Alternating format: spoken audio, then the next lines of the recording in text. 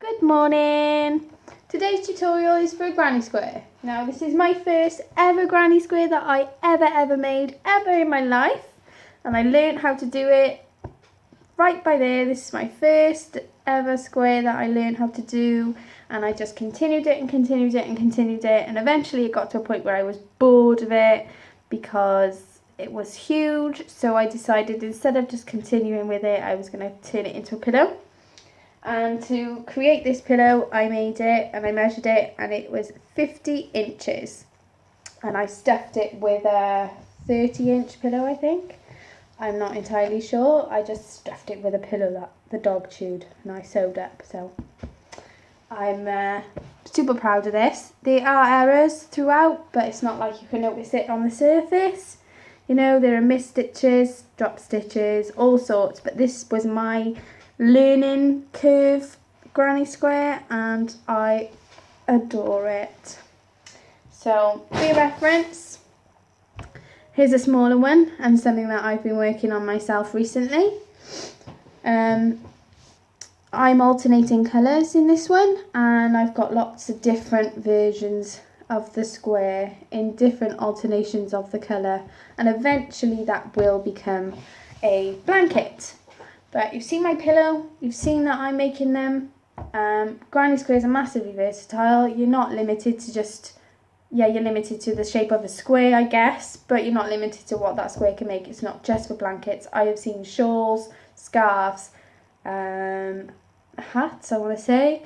You know, you might have been on Pinterest, places like that, and seen that people have turned another style of granny square into hippos, I think it is, like a big giant hippo. You know, that's all made with this sort of thing. So massively versatile, and it uses the double crochet, which is something that I showed you how to do last week. So I will get my yarn, which is the same yarn as every other tutorial video, a nice chunky weight yarn, and again I'm using a 5.5mm hook, and if you go and grab your yarn and your hook, we'll get crack-a-lacking. I will show you how to do 4 rounds. I will not be changing colour in the tutorial. I will just continue each round in the same colour so that you can learn the technique, the method. You don't have to change colour on a granny square, it's not compulsory. And for anybody who does want to learn how to change colour, let me know and I will do a video on how to change colour separately. Okay, so the first thing you're going to want to do is your slip knot. To bring it round your fingers, put it up like that, pop that bit up through the middle and pull it onto your hook. And then you're going to want to chain 6. So 1, 2, 3, 4, 5, 6. Once you've chained 6, you want to bring your work out like that, go into that first chain and do a slip knot. So you yarn over, pull it through one, pull it through another, and that creates a loop. What you want to do then is chain 3. So 1, 2, 3. And then you're going to double crochet twice. 1,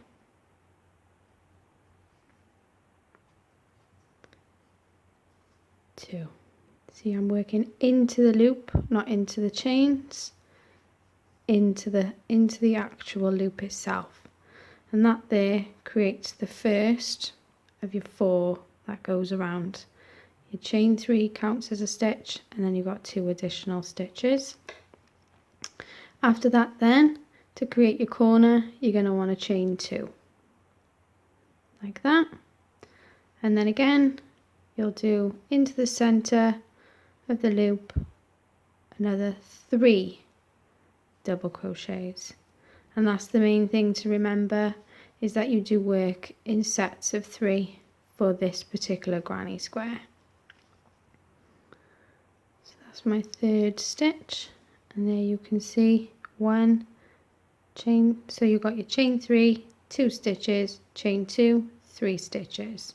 Again, to create the corner you're going to want to chain 2, and then you need to repeat the 3 double crochets again.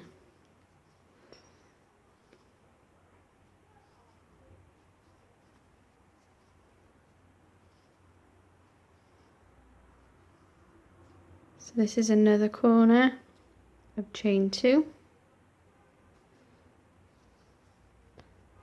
and then another 3 stitches of double crochet.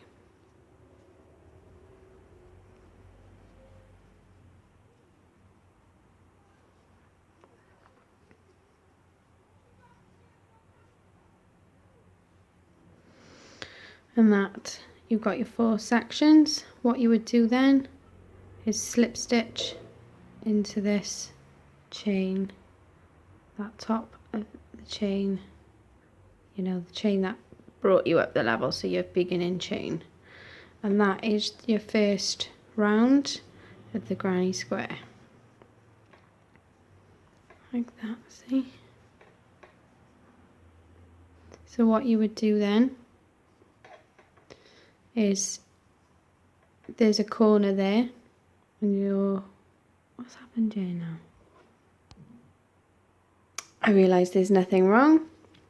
I just paused the video to check, and I forgot to chain 2 to create the 4th corner. So remember to chain 2 at the end of that round, and then slip stitch in. Oops. And then slip stitch in to the chain where you started, like that, and that creates the 4th corner. And now what you will notice is you will again chain 3, but that doesn't count as your first stitch. That's going to be your last stitch, so you're going to chain an additional one. And the best thing for me when I'm doing granny squares is knowing that where I'm going to be working into next always means something different for the chain. So where I'm going to be working into this gap here next, because I'm not going to be working into these 3 stitches there, I need to chain an additional chain to skip those stitches. So that chain there will be like a spacer, and you'll have one of those over each set of 3 from the row before it. So I've chained 4, 3 will act as my last stitch of the round, and that first one acts as a chain to create a gap so that I can crochet into this area here. And what you're going to want to do is 3 double crochets into that area there, into the corner, which is the space you created in the last round when you chained 2 between each set of 3 double crochet. Only this time you're going to squish that over like that, chain 2, and you're going to work a further 3 double crochets into that corner. So you'll have 6 double crochets and 2 chains in that corner, like that. And there you'll see then, that's my chain and my extra chain, my 4th chain, 3 stitches, chain 2, 3 stitches. And again then, because you've got this here in the row before it, you're going to need to chain 1, and then you'll move into that space and do another 3 double crochets.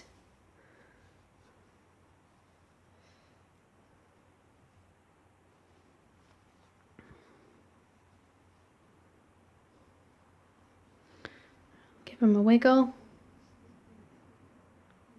chain 2, and another 3 double crochets into that same corner from the row before, the round before.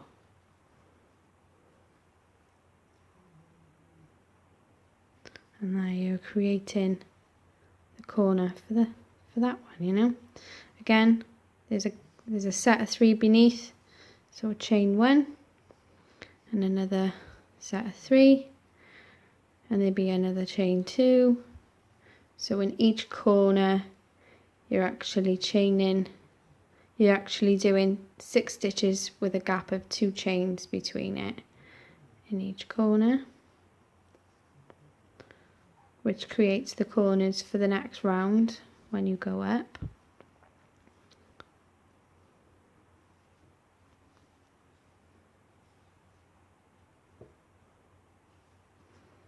Chain 1 to skip that set below, and do another set of 3.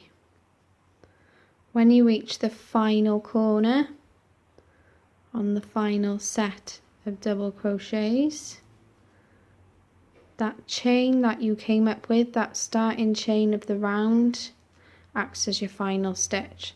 So in this second round you would chain 2 here, so you got 3 double crochet, chain 2, then you would only crochet 2 double crochets like that, and then you would slip stitch into the 3rd chain, so you're still leaving that 4th chain gap. So you would slip stitch into there, which is yarning over, bringing it through and pulling through that loop again, which means you've got your gap and your stitches like that, and that chain acts as the last stitch of the row. So now what you're going to want to do for the 3rd round is chain 3, which will act as your first stitch, and then into that same space below it you're going to work another 2 double crochets. So whenever there's a chain involved, you're only ever making 2 double crochets because that counts as the first double crochet. And again, then you'll want to chain 1 to skip that beneath it,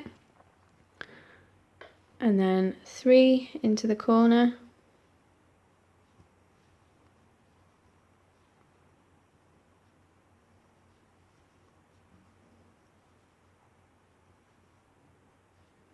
chain 2,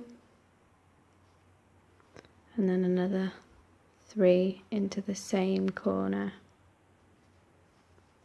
And what you'll notice now is I'm not chaining 1 and going into the next corner. I'm chaining 1 and going into a space between the corners. So there's a corner, there's a space, there's a corner. So I'm going to chain 1 and work 3 double crochets into that space there.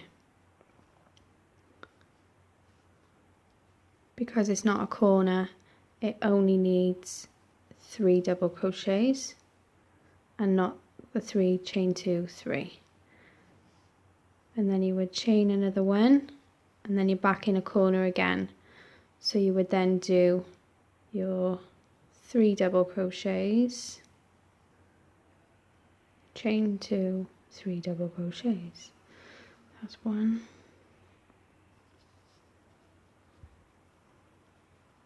2, 3, oops, chain 2, and another 2. And again then after that corner you've got an additional space which needs working into that isn't a corner, so you would chain 1 and do 3 double crochets into that space again like you did on the last side.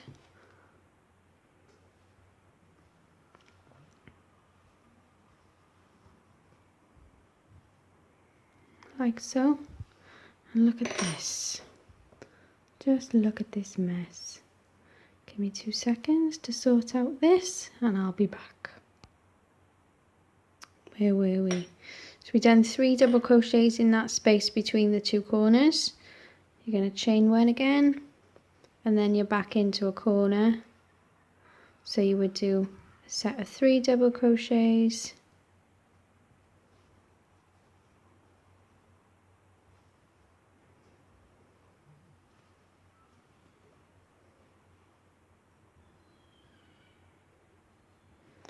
and then chain 2, and that second set because you're working into a corner.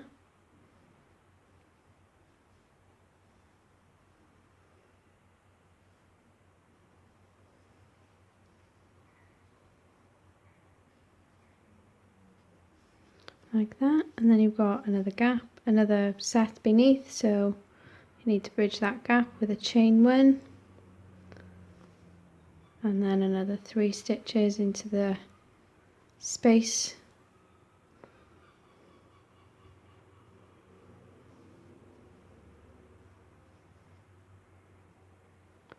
like so, chain 1, and then you're working into a corner again there. So you would do the double crochet of 3,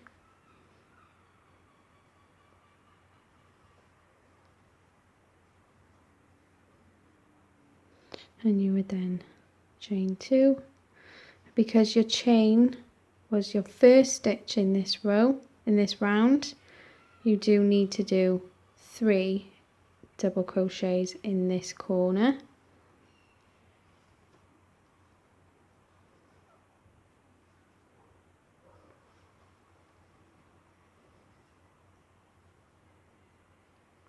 And then because there's a set there, you would chain 1, and then you would do your slip stitch into the 3rd chain.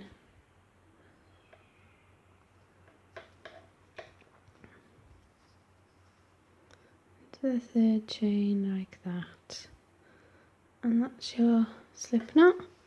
And that's your 3rd round completed. And now what you will notice for this 4th round is you're going to be chaining 3. But again, you have got a set directly underneath it, so you need to do that additional chain to cover that. And instead of going directly into the corner like you did in that row, you've got a space. So you would work just 3 double crochets into that space there, like that. And then you would chain again, just 1, and then you're working in a corner again. So you do your sets of 3, 1, oops, 2, 3, chain 2 to create your corner, and then another set of 3 double crochet into that corner again,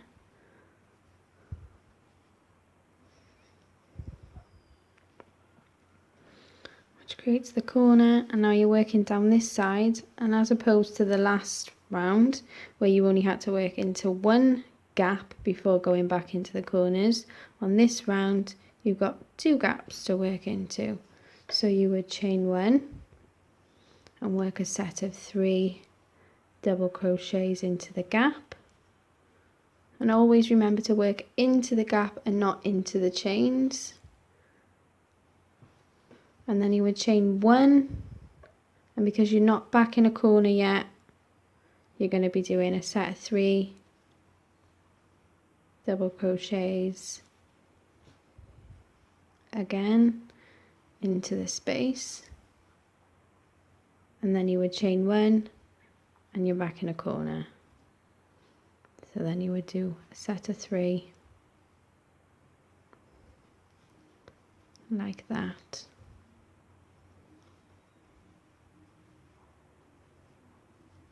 You chain 2 and another set of 3 because you're working in a corner.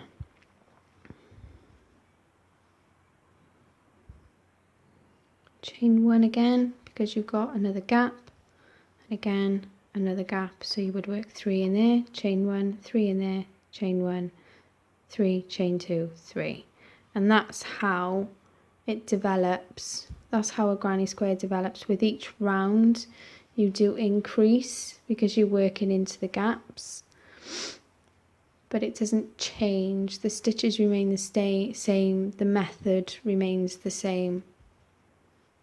Each time you have to work over a group of 3, you chain 1. Every time you're working in a corner, you chain 2. But each time you're making sets of 3 double crochet, and then chain 1, and then you're back in a corner.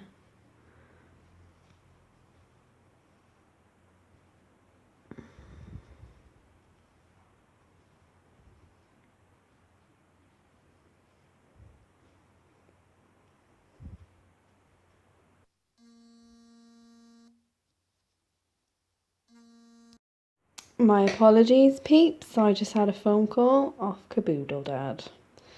But there we have it. So we're back again, doing the chain 1, and then we're going to do a set of 3 into that gap there.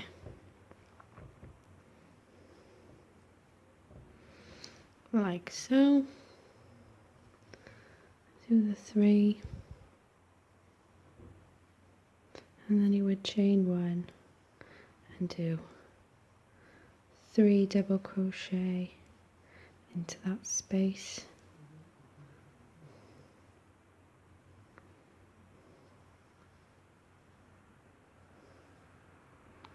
Like so. And then you would chain 1 and you're working back in a corner again. So you'll do your first set of 3, your chain 2,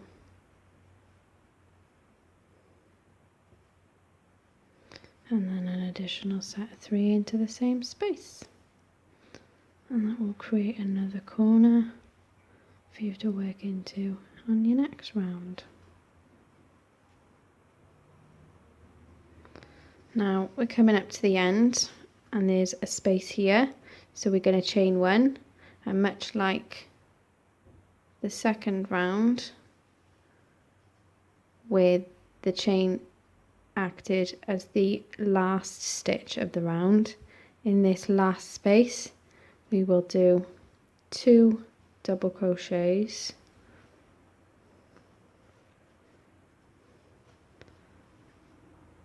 and that chain 3 will act as our last stitch. So we're going to slip stitch into the 3rd chain, which leaves a chain there as the gap, the one which covers the stitches beneath it. So we would slip stitch, and that completes that round. Now that is 4 rounds of a granny square, and as you could probably tell as we progressed, each round, like I explained, was slightly different. At the beginning, you know, one round called for the chain 3 to be the first stitch, and another round called for the chain 3, an additional chain to cover the gap, and then again as you went round and increased, there would be additional gaps. So like on the first round you worked 2 sets of 3 into each corner of the first round, and on the second round, you know, on the second round you worked into the corners of the first round, and in the 3rd round you worked a set and then the corner and then a set and then the corner and then a set and then the corner, and so on. And in the 4th round you worked in a set, then a corner, and 2 sets and another corner, and 2 sets and another corner, and 2 sets and another corner, until you get 1 in each gap around. Now obviously I'm stopping here because that's 4 rounds, and I've done the transition between each separate beginning, but you're pretty much doing the same thing again where you've got the gap here, so you would only chain 3 and not 4 because you've got a gap there to fill. So you would chain 3, which would be your first stitch, an additional 2 stitches, and then you would chain 1 to bridge that gap to leave them nice and flat there. So that's how it works. And then the next round you would chain 4 because you would have this area here would have a set of 3 stitches in it, and then above that it would be the set below it, so you would have to chain the 4 to skip the set. And that's how it alternates as you go rounds and rounds, and you increase with each round you have an additional gap, you know, like this 4th round now, whereas last time we worked into 2 gaps, we'd have 3 gaps to work into before you were in the corner, and then the round after that would have 4 gaps before the corners, and the round after that would have 5. So each time you increase, and that's how it gets bigger and bigger and bigger. Now if you look, this is a chunky weight yarn with a 5.5mm hook, and you can see the size of it. This is the same amount of stitches, 1, 2, 3, 4 rounds. Same thing, only that's done with DK yarn and a 4mm hook. So you can see there's a big difference. So that's something that matters, you know, the difference in what you're trying to make it. Like if I wanted to use nice chunky knit wool for a baby blanket like this, but I wanted it to be this size, obviously I'd only do the 3 rounds because they're sort of the same size, you know, but because of the smaller hook and lighter yarn, I need more rounds in this. So that's a granny square, and that's how to do a granny square, and that's a double crochet stitch over and over again in sets of 3, and around and around and around. So you could leave that hole there. If you wanted to close it up a bit more, you could just pull on your starting tail, but it doesn't close up completely. That's just one of the characteristics of it. Mine, where's mine? Here, don't have a very big hole because on these, I actually chose to work the magic ring as opposed to working the chain 6. I don't know why, I just like being awkward. Additionally, just before I go, say this is your last round and you want to finish it, you would slip stitch into that chain or wherever it is when you're finishing. You would slip stitch, and instead of chaining your 3 to continue your round, you would do a slip knot, which is basically, I can't actually show you on this yarn because it's my practice yarn, but to do a slip knot, to tie it off, you would yarn over, pull it through that loop, and then you would cut it off there and then just pull it through, and that then would create a little knot which would sit there, and then you would just weave in all your ends. Basically, if I show you on this one, because I haven't weaved in the ends yet because I'm lazy, that there is my slip knot. Let's see if I can get it to focus. Come on. Oh, I nearly had it then, didn't I?